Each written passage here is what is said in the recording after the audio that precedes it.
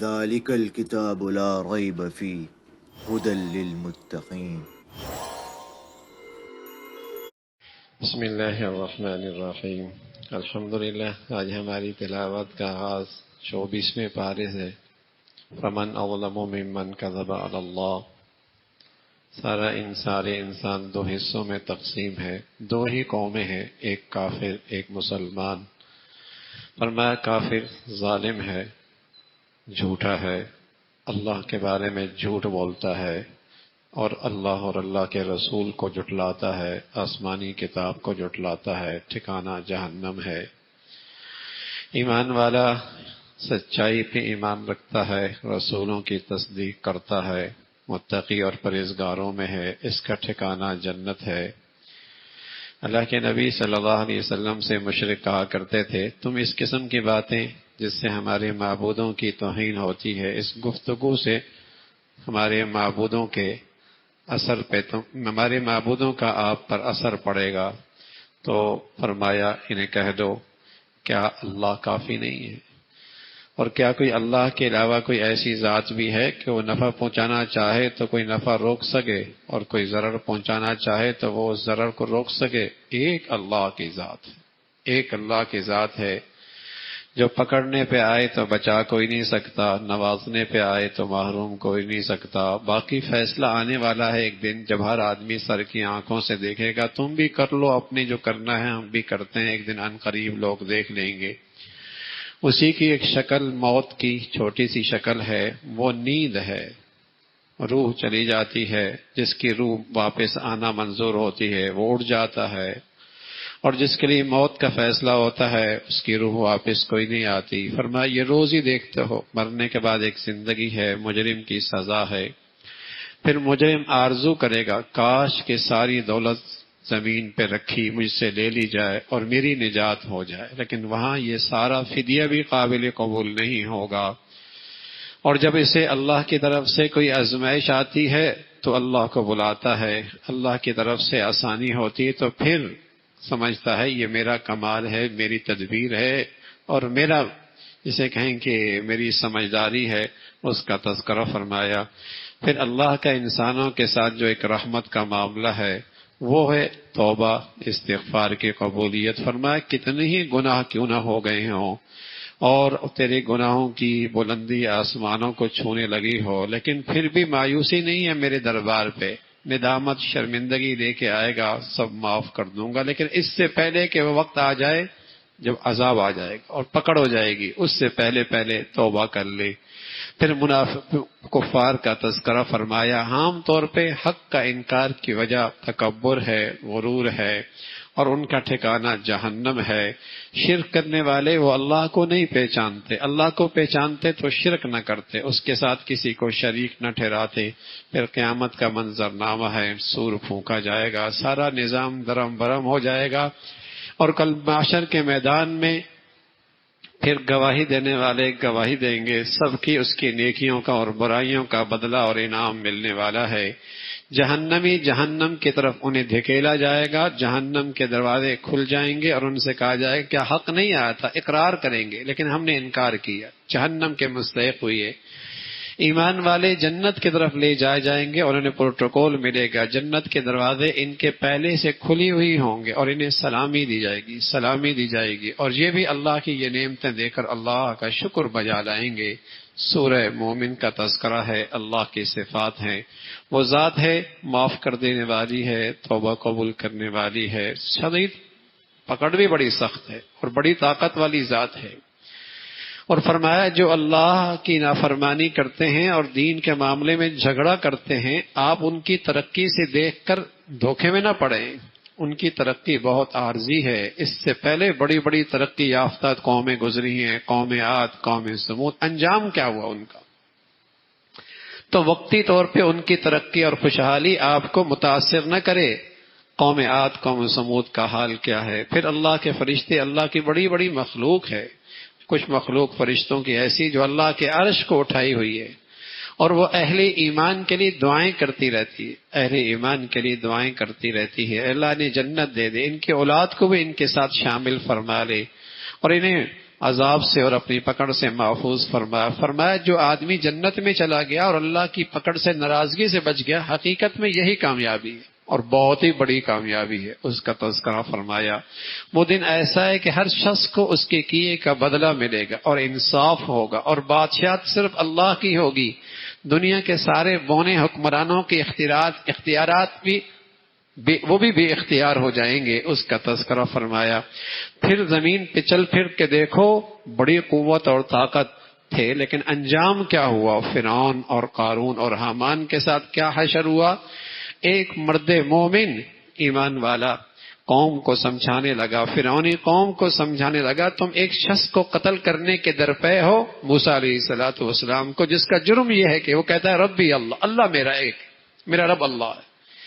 صرف اس کا جرم یہ ہے کہ وہ کہتا ہے کہ میرا رب اللہ ہے، اس جرم پہ تم اسے قتل کر دو، مجھے ڈر لگتا ہے کہیں تم پر بھی قوم عاد قوم سمود کی طرح عذاب نہ آ جائے۔ فرعون کے اندر فرعونیت تھی، کہنے لگا میں زیادہ بہتر سمجھتا ہوں، میری رائے سب سے بہتر ہے، میں اسے قتل کروں گا، اس کے علاوہ اور کوئی فیصلہ نہیں ہے۔ تو سرکش تھا اور اسے اپنی رائے پر اور اپنی سمجھ پہ بڑا گھمنڈ اور اصرار تھا، اس کا تذکرہ فرمایا۔ وہ مرد مومن اپنی قوم کو سمجھاتا ہے کیوں قتل کرتے ہو، وہ تو اللہ کی دعوت دیتا ہے، تم سے کچھ لیتا بھی نہیں ہے، یہ دنیا بہت عارضی ہے، حقیقی زندگی آخرت کی ہے، حقیقی زندگی آخرت کی عجیب ہے، میں تمہیں جنت کی طرف بلاتا ہوں، تم جہنم کی دعوت دیتے ہو، اس کا تذکرہ فرمایا۔ پھر جہنم کا منظرنامہ ذکر فرمایا، کس طریقے سے جہنمی آپس میں جھگڑیں گے، پیروکار کہیں گے ہم آپ کے پیچھے چلے تھے، آج کوئی آپ ہماری مدد کر سکتے ہو؟ تو مقتدا اور لیڈران اور چودھریان وہ سارے کے سارے کہیں گے آج سب اس جہنم کے عذاب میں شریک ہیں، ہم تمہاری کوئی نہیں مدد کر سکتے۔ ایک ایمان کی طاقت ایسی اللہ ہمیں نصیب فرما دے جس پر اللہ کا وعدہ ہے کہ ایمان والوں کی میں دنیا میں بھی مدد کروں گا اور آخرت کی ساری گھاٹیوں کے اندر بھی مدد کروں، یہ اللہ کا وعدہ ہے۔ لیکن ایمان ہو تو مدد ہوگی نا بھائی، ایمان ہوگا تو مدد، ورنہ اللہ کا وعدہ سچا ہے۔ میرے ایمان میں خامی ہو سکتی ہے، اللہ کے وعدے میں کوئی تردد نہیں ہونا چاہیے، اللہ کے وعدے میں کوئی شک نہیں ہے۔ انا لننصر رسلنا والذین آمنوا فی الحیات الدنیا، ہم ایمان والوں کی اس دنیا میں مدد کریں گے اور آخرت کے اندر بھی ساری گھاٹیوں میں اللہ کی مدد اور نصرت ساتھ ہوگی، اس کا تذکرہ فرمایا۔ اور پھر اللہ کی قدرت کا تذکرہ فرمایا اللہ سے وہی نہیں مانگتا جس کے اندر تکبر ہوتا ہے، جو تکبر رکھتا ہے وہ اللہ سے نہیں مانگتا اور وہ ذلیل اور رسوا ہوگا۔ اللہ کی قدرت دیکھیے، زمین و آسمان کا یہ سارا نظام، رات دن کا یہ سارا نظام، کیسے انسان کی تخلیق فرمائی، کتنی خوبصورت تخلیق فرمائی، ساری تعریف اللہ کی ہے۔ اور پھر انسان کو کتنے ادوار سے گزارا اور اس کا بچپن، اس کا گوشت کا لوتھڑا اور اس کا جسے کہیں کہ گندا قطرہ، اور پھر اس کے اندر گوشت اور اس کے بعد ہڈیاں اور پھر انسان اور پھر جوان اور بعض بوڑھے، اس کا تذکرہ فرمایا۔ یہ مختلف ادوار انسانی زندگی پہ ہیں تو موت بھی ہے اور مجرموں کی سزا بھی ہے اور بیڑیوں میں ان کا جکڑنا بھی ہے اور پھر ان کا جہنم میں ان کو گھسیٹنا بھی ہے، اس کا تذکرہ فرمایا۔ پھر بہت سارے رسول آئے جو اللہ کے پیغام دیتے ہیں، اس کا تذکرہ فرمایا۔ پھر سورہ فصلت ہے جس کے آغاز میں قرآن کی تعریف، قرآن کی عظمت کا تذکرہ ہے۔ مقصد اللہ کی نافرمانی سے ڈرانا اور اللہ کے فرما برداروں کو خوشخبری دینا۔ نافرمان لوگ کہتے ہیں ہم نہیں سنتے، ہمارے کاموں میں پڑتا ہے، قرآن ہمارے کانوں میں نہیں پڑتا۔ فرمایا ان پر خدا کی مار ہے، ان پہ تو خدا کی مار ہے، اس کا تذکرہ فرمایا۔ پھر مختلف قوموں کا تذکرہ فرمایا جن پر اللہ کا عذاب آیا اور اللہ نے اہل ایمان کو اور نبیوں کی پیروی کرنے والوں کو نجات عطا فرمائی۔ پر ایک آخری قیامت کے دن کا منظرنامہ ذکر فرمایا جہاں انسان کی زبان نہیں بولے گی، پہلو بولیں گے، جسم کے اعضاء اور جوارح بولیں گے، اور وہ خلوتوں اور تنہائیوں کے گناہوں کا اقرار اور اعتراف کریں گے۔ یہ انسان سر پیٹے گا اور کہے گا تمہیں کیا ہوا، تم میرے خلاف گواہی دے رہی ہو اور تمہیں لذت دینے کے لیے تو یہ سب کچھ میں نے کیا تھا۔ تو وہ اعضاء اور جوارح بولیں گے جس ذات نے زبان کو گویائی دی ہے اسی ذات نے آج ہمیں بھی بولنے کا حکم دیا ہے۔ دنیا سمجھتی تھی شاید ہمیں کوئی جانتا نہیں، دیکھتا نہیں، کسی کو ہمارا پتہ نہیں، اللہ سے کوئی چیز اوجل نہیں، پوشیدہ نہیں، اس کا تذکرہ فرمایا۔ پھر کفار قرآن کی تعلیم کے بڑے دشمن ہیں، وہ دنیا میں قرآن کی تعلیم اور تربیت کو رواج نہیں دینا چاہتے۔ اس زمانے کا کافر بھی چاہتا تھا قرآن نہ سننا، قرآن کا ماحول نہ بننے دینا، اس لیے کہ قرآن تو دل کی دنیا بدل دیتا ہے، دل کی دنیا بدل دیتا ہے۔ تو کافر اس زمانے کے اندر بھی، وہاں کا مشرک بھی قرآن کی تعلیم اور تربیت کا دشمن تھا، اسے برداشت نہیں کرتا تھا۔ اس کا تذکرہ فرمایا، قرآن کا ادب ہے، جہاں پڑھا جائے اسے ادب سے سنا جائے، اس کی تعظیم ہو اور اس کا احترام ہو۔ تو اگر کوئی دل کی دنیا سے اسے قرآن سنے تو قرآن دل کی دنیا بدل دیا کرتا ہے، قرآن دل کی دنیا بدل دیا کرتا ہے۔ فضیل ابن عیاض ڈاکو تھے، ڈاکہ مارنے کے لیے نکلے اور ایک دیوار کو پھلانگنے لگے، اندر ایک بچی قرآن کی تلاوت کر رہی تھی، ایک آیت نے فضیل کے دل کی دنیا ایسی بدلی کہ پھر ولیوں کے سرتاج بن گئے، ولیوں کے سردار بن جائے۔ قرآن میں یہ تاثیر موجود ہے، تو کفار قرآن کی تعلیم اور تربیت کا ماحول ان سے یہ برداشت نہیں ہے، اس کا تذکرہ فرمایا۔ لیکن اہل ایمان کے لیے اللہ رب العزت نے انعام کا تذکرہ فرمایا اور ان کی حوصلہ افزائی فرمائی، جو اللہ کو اپنا رب مانتا ہے اور پھر اس پہ ڈٹ جاتا ہے اور اس پہ استقامت کا مظاہرہ کرتا ہے، دنیا ادھر سے ادھر ہو جائے، وہ اللہ کے دین پہ کھڑا ہے، تو فرمایا یہ وہ خوش نصیبی ہے کہ اللہ کی طرف سے پیغام آئے گا موت کے وقت کہ اللہ تخافوا ولا تحزنوا، خوف نہیں، غم نہیں، آگے کی گھاڑیوں کے بارے میں تجھے خوف کھانے کی ضرورت نہیں، جو پیچھے رہ گیا اس پر غم کھانے کی ضرورت نہیں، اور اللہ کے فرشتے اس کے ارد گرد بیٹھے اس کی حوصلہ افزائی کریں گے، تسلی دیں گے اور اسے خوشخبریاں سنائیں گے، چل تو اللہ کی طرف، آج اللہ تیرا میزبان ہے اور تو اللہ کا مہمان ہے، تو اللہ کا مہمان ہے، اللہ تیرا میزبان ہے۔ اور یہ خوشخبریاں اس خوش نصیب کو جو دین پر استقامت اختیار کرتا ہے۔ ایک شخص اللہ کے نبی صلی اللہ علیہ وسلم کی خدمت میں آ کہنے لگا، یا رسول اللہ اوصینی، یا رسول اللہ مجھے کوئی وصیت نصیحت فرمائیں۔